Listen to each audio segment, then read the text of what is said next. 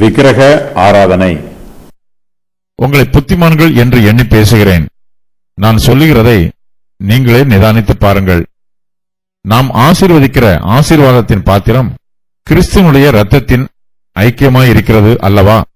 நாம் பிட்கிற அப்பம் கிறிஸ்துவனுடைய சரீரத்தின் ஐக்கியமாயிருக்கிறது அல்லவா? அந்த ஒரே அப்பத்தில் நாம் எல்லாரும் பங்கு பெறுகிறபடியால் அநேகரான நாம் ஒரே அப்பமும் ஒரே சரீரமுமாய் இருக்கிறோம். மாம்சத்தின்படியான இஸ்ரவேலரை பாருங்கள். பலிகளை புசிக்கிறவர்கள் பலிபீடத்தோட ஐக்கியமாயிருக்கிறார்கள் அல்லவா? இப்படி இருக்க விக்கிரகம் ஒரு பொருள் என்றும் விக்கிரகத்துக்கு படைக்கப்பட்டது ஒரு பொருள் என்றும் நான் சொல்லுகிறேனோ? அஞ்ஞானிகள் பலியிடுகிறவைகளை தேவனுக்கு அல்ல பேய்களுக்கே பலியிடுகிறார்கள் என்று சொல்லுகிறேன். நீங்கள் பேய்களோட ஐக்கியமாயிருக்க எனக்கு மனதில்லை.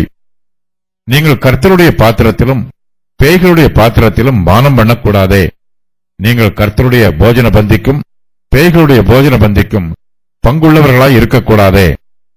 நாம் கர்த்தருக்கு எரிச்சலை மூட்டலாமா? அவரிலும் நாம் பலவான்களா? பவுல் இந்த வசன பகுதியில் விக்கிரக ஆராதனைக்கு விரோதமாக கொரிந்தியரை எச்சரிக்கிறார்.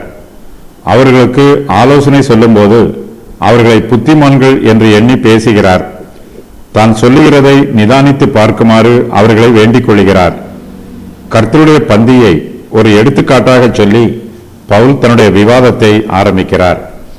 கர்த்தருடைய பந்தியில் நாம் ஆசீர்வதிக்கிற ஆசீர்வாதத்தின் பாத்திரம் கிறிஸ்துவனுடைய இரத்தத்தின் ஐக்கியமாய் இருக்கிறது.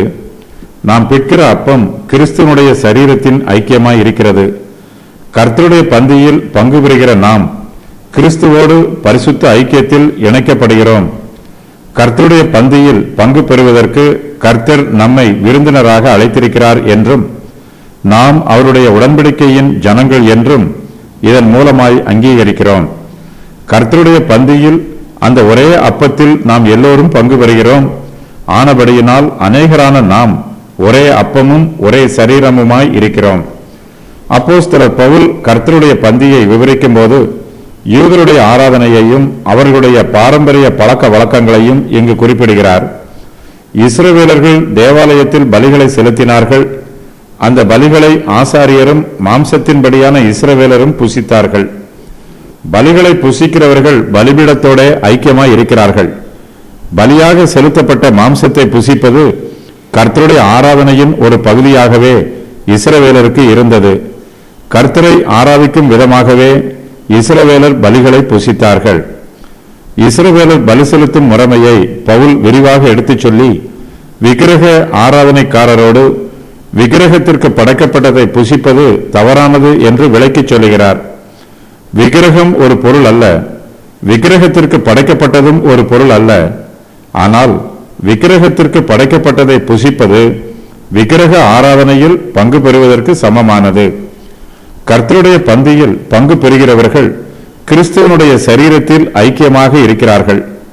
அதுபோல விக்கிரகத்திற்கு படைக்கப்பட்டதை புசிக்கிறவர்கள் விக்கிரகத்தோடு ஐக்கியமாக இருக்கிறார்கள். ஆகையினால் விக்கிரகங்களுக்கு பலியிடப்பட்டதை விக்கிரக ஆராதனைக்காரரோடு சேர்ந்து புசிக்க கூடாது. பவுல் விக்கிரகங்களை இங்கு பேய்கள் என்று குறிப்பிடுகிறார்.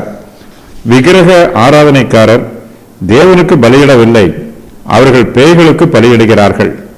அவர்களுடைய பலிகளை புசிக்கிறவர்கள் பேய்களோட ஐக்கியமாய் இருக்கிறார்கள். கொரிந்தியரில் சிலர் விக்கிரகத்திற்கு பலியிடப்பட்டதை புசிக்கிறார்கள். அவர்கள் கர்த்தரிடத்தில் ஐக்கியமாய் இராமல் பேய்களிடத்தில் ஐக்கியமாக இருக்கிறார்கள் என்று பவுல் அவர்களுக்கு எடுத்துச் சொல்லுகிறார். அவர்கள் பேய்களோட ஐக்கியமாக இருக்க தனக்கு மனதில்லை என்றும் தன் அபிப்பிராயத்தை சொல்லுகிறார். ஒருவர் கர்த்தருடைய பந்தியிலும் பேய்களுடைய பந்தியிலும் ஐக்கியமாய் இருக்கக்கூடாது. யாரும் இரண்டு எஜமான்களுக்கு ஊழியம் செய்ய முடியாது. கர்த்தரையும் ஆராதனை செய்து பேய்களையும் ஆராதனை செய்வது என்பது கிறிஸ்தவ உபதேசத்திற்கு விரோதமானது. ஒரே வேளையில் ஒருவர் கிறிஸ்துவோடும் பேய்களோடும் ஐக்கியமாய் இருக்க முடியாது. ஏதாவது ஒரு ஐக்கியத்தை தான் பெற்றுக்கொள்ள முடியும். கிறிஸ்துவோடு ஐக்கியமாய் இருக்க விரும்புகிறவர் பேய்களோடு தனக்குள்ள ஐக்கியத்தை விட்டு விலகி வந்துவிட வேண்டும். நாம் கர்த்தருடைய பாத்திரத்திலும் பேய்களுடைய பாத்திரத்திலும் பானம் பண்ணக்கூடாது. அது போலவே நாம் கர்த்தருடைய போஜன பந்திக்கும் பேய்களுடைய போஜன பந்திக்கும் பங்குள்ளவர்களாய் இருக்கக்கூடாது. பேய்களோடு ஐக்கியமாய் இருக்கிறவர்கள் கர்த்தருக்கு எரிச்சலை மூட்டுகிறார்கள். தேவன் தம்முடைய மகிமையை யாருக்கும் பங்கிட்டு கொடுக்க மாட்டார்.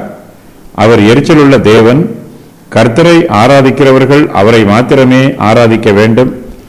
கர்த்தருக்கு எரிச்சலை மூட்டுகிறவர்கள் தங்களை பலவான்களாக பாவித்துக் கொள்கிறார்கள். கர்த்தரை விட பலவான் ஒருவரும் இல்லை. கர்த்தரே சர்வ வல்லமை உள்ளவர். கர்த்தருக்கு எரிச்சலை மூட்டுவது மனுஷருக்கு ஆபத்தானது. தேவனுடைய கோபத்திற்கு எதிர்த்து நிற்க முடிகிறவர்கள் மாத்திரமே அவருக்கு எரிச்சலை மூட்டலாம். ஆனால் மனுஷரால் தேவனுடைய கோபத்தை தாங்க முடியாது. அவரிலும் நாம் பலவான்கள் அல்ல. நம்முடைய பலத்தை தேவனுடைய பலத்தோடு சரிசமமாக ஒப்பிட்டு பார்க்கக்கூடாது. தேவனோடு ஒப்பிடுவதற்கு நாம் எம்மாத்திரம்? பலவீனராகிய நாம் கர்த்தருக்கு எரிச்சலை மூட்டாமல் அவருடைய கிருபையின் நிழலில் பாதுகாப்பாக தங்கியிருக்க வேண்டும். கொரிந்தியரை பவுல் புத்திமான்கள் என்று எண்ணி பேசுகிறார். விக்கிரக ஆராதனையில் இருந்து விலகி ஓட வேண்டியதன் அவசியத்தை புத்திமான்கள் அறிந்து வைத்திருப்பார்கள். கர்த்தருடைய பந்தியில் பங்கு பெறுகிற எல்லா விசுவாசிகளும் கிறிஸ்துவில் ஒரே மார்க்கத்தாராக இருக்கிறோம். கிறிஸ்துவின் சரீரமாக சபையில் அங்கம் வகிக்கிறோம். அஞ்ஞானிகள் பலியிடுகிறவைகளை தேவனுக்கு அல்ல, பேய்களுக்கே பலியிடுகிறார்கள். விக்கிரகம் ஒரு பொருள் அல்ல, விக்கிரகத்திற்கு படைக்கப்பட்டதும் ஒரு பொருள் அல்ல. ஆயினும் விக்கிரகத்திற்கு பலியிடுவது பேய்களுக்கு பலியிடுவதற்கு சமம்.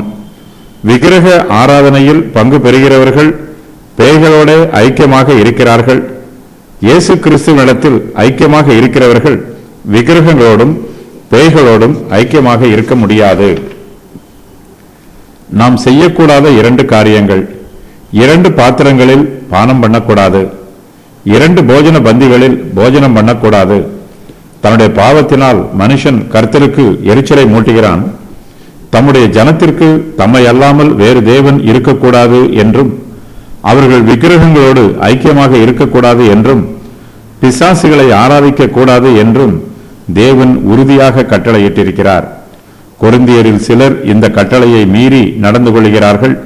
ஆகையினால் தேவன் இவர்களை நியாயம் தீர்ப்பார்.